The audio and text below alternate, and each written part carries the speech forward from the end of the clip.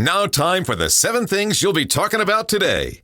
Number 7. The United States House of Representatives has passed the fiscal year 2025 National Defense Authorization Act, NDAA, focusing on countering global threats from China and the Middle East while providing significant support for service members. A 14.5% raise for the junior enlisted. So their pay will go up from $1,000 a month up 14% to, what would that put that at? $1,140 a month. I don't know if it's really that low, but God, I remember not making any money when I was in the military. But yeah, anyway, they have given them a pretty significant raise. Congratulations to them. Alabama's largely supportive congressional delegation highlighted the bill's importance in enhancing military readiness, bolstering U.S. alliances like Israel, and supporting defense-related investments in Alabama. Of course, they did. Representative Terry Sewell, Democrat out of Birmingham, expressed concerns over the political provisions. There were some, but she supported the bill. So there we go. Number 6. Fairhope High School principal John Cardwell warned parents and students about the legal risks of texting and sharing explicit images. This is actually really good principling, if that's what you say. He told them straight up, you will go to jail. He emphasized the importance of reporting such incidents to authorities rather than deleting them. After consulting with police, Cardwell learned that failing to report could implicate students in investigations, potentially leading to serious charges like possession or distribution of child pornography. This is stuff that other students are sending them about themselves.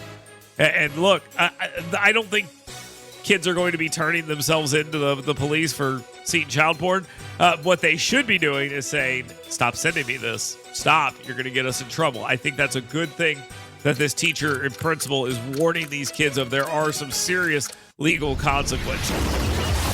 Number 5. State Senator Arthur Orr, Republican out of Decatur, emphasized the strong public and legislative support for a statewide lottery in Alabama, urging lawmakers to focus solely on a lottery proposal without including broader gambling measures to avoid division. Apparently, this came up inside the internal debate between now State Senate Pro Tem Garland Gudger out of Coleman and Steve Livingston out of North Alabama, the Scottsboro area.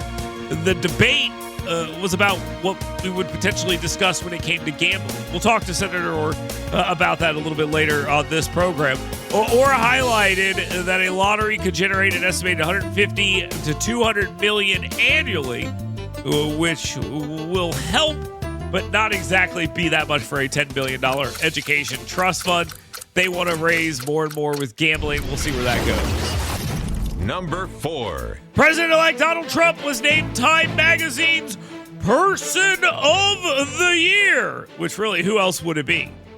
Kamala Harris? I mean, if she'd have won, good Lord, Person of the Century. But this is his second time that he has received the honor, which highlighted his political comeback after a controversial first term. Oh, and them trying to murder him. That might be something they might want to mention as well. So that there's that side of it. And yeah, so there we go. United States Senator Katie Britt, Representatives Barry Moore and Dale Strong, all of Alabama, praised Trump for his resilience and leadership. They celebrated his ability to overcome challenges such as legal battles and political opposition. Might I mention the assassination attempts? I don't know, but that might be worth noting as well. And express enthusiasm for working with him in his upcoming presidency. So there's a lot going on there. Times Person of the Year is Donald Trump, which is, yeah, no kidding. Number 3. Governor Kay Ivey, Alabama's governor, has joined 25 other Republican governors in endorsing former President Donald Trump's, I say former president, but I guess we would say President-elect Donald Trump's plan to deport a bunch of illegal immigrants. Kay Ivey was quoted as saying, "We'll make America safe again." That's what she's saying. Mass deportations for undocumented immigrants, emphasizing on removing dangerous criminals, gang members, and terrorists. The governor criticized the Biden administration's immigration policies and highlighted their efforts to mobilize state resources and address the issue. I love this. I want to see governors be like, here, use our state troopers, use our National Guards. Let's do all of this. It is exactly what we should do, and that is exactly what should happen. Alabama immigrants are expressing anxiety because they broke the law, and oh no, the consequences of my actions might be coming clear. Number 2. Limestone County is inching towards year-round school, which I guarantee you they do not like that framing. I guarantee they do not like that framing, but they are inching ever so slowly towards year-round school by approving a calendar that starts classes on July 31st, 2025, trading a shorter summer for a longer winter break. I'm not asking to add a single day to the school system. That's not what I'm asking to do. I'm asking to change the school system. That, I think, is the right thing to do. It's an experimental ploy here, which I'm a fan of. I'm a fan of. Now, in the coming years after that, they move it back like a week or so, and, whatever. I like it. Some have praised the change. Others express concerns over vacation conflicts, to which I would say, too bad. That's my response. Others complain about sports. I still say, too bad. This is a great idea. Now, time for the number 1 thing you'll be talking about today. An underwhelming DOJ report is being reported on by the media as saying no FBI agents were at the Capitol on January 6th. But kind of leaves out the fact that there were 26 confidential informants inside the crowd on January 6th. And out of those 26 that were there, 17 of them committed crimes. Now, I have a different take than most talk show hosts have on this. I think it's one of reasonableness and calmness, which I don't think a lot of people have over this. I think people are very excitable over this particular issue, and they're not wrong to be excitable over this. But I can tell you this. One of my listeners is in jail right now because they raided the Capitol. I'm just upset they weren't wearing a Dale Jackson shirt. I'll just be completely honest with you. But I know for a fact that one of my listeners is sitting in jail right now over this. You know why? Because they were violent on January 6th, and that's fine. That person should be in jail. I don't care. Care about that guy. I don't care. No, I don't care about that guy at all. The report found that only 3 informants were explicitly directed to monitor potential threats. The others acted independently, with 4 entering the Capitol, 13 assessing restricted areas. Despite acknowledging missteps in pre-riots intelligence, the FBI agreed to improve procedures for managing informants in future high-security scenarios. Now, again, back to this whole thing. Look, the scandal here is simple. What we have decided to do is to pretend that this was an insurrection, and it wasn't. And because we pretended that this was an insurrection, you took a bunch of people and you demonized them to the point where you've arrested and jailed people who were just there. That's wrong. Because they engaged in an insurrection and all this other nonsense that the media ginned up. Then you had a court system, which is not fair, in the District of Columbia, where they're going to convict every single one of these people they put before a jury full of people that live in the District of Columbia, because it's 99% Democrat, and they are convinced, these are the most political people in the country because they live in Washington, D.C., for Pete's sake. You've convinced them that it's an insurrection, and these individuals even will not be charged with insurrection. We know, wink, wink, nod, nod, these people need to be in jail because they were involved in an insurrection.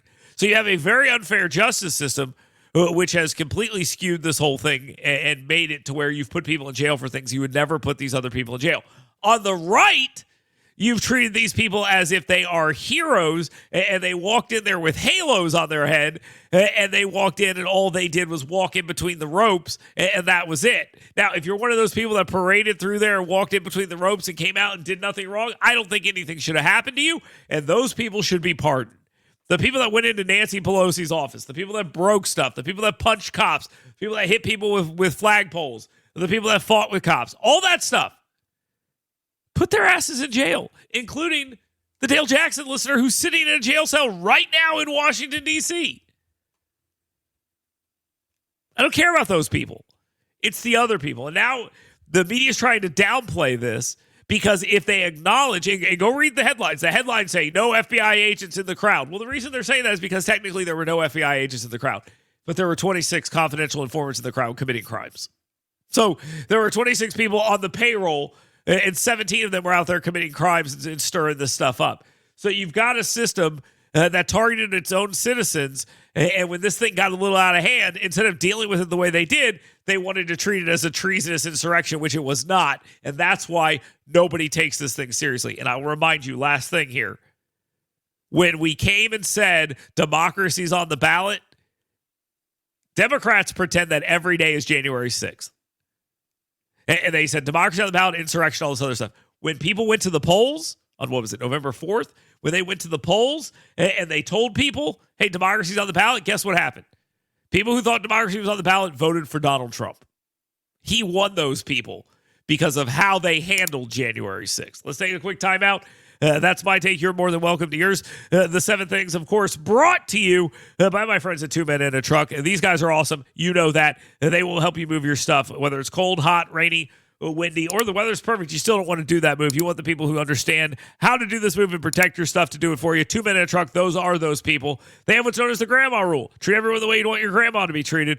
2 Men in a Truck, Huntsville.com. You'll get 2 Men in a Truck and so much more. So when you talk to my friends at 2 Men in a Truck, you better tell them Dale Jackson sent you. Get WVNN's Dale Jackson's 7 things you should be talking about today, right in your email box every morning. Go to yellowhammernews.com and sign up today.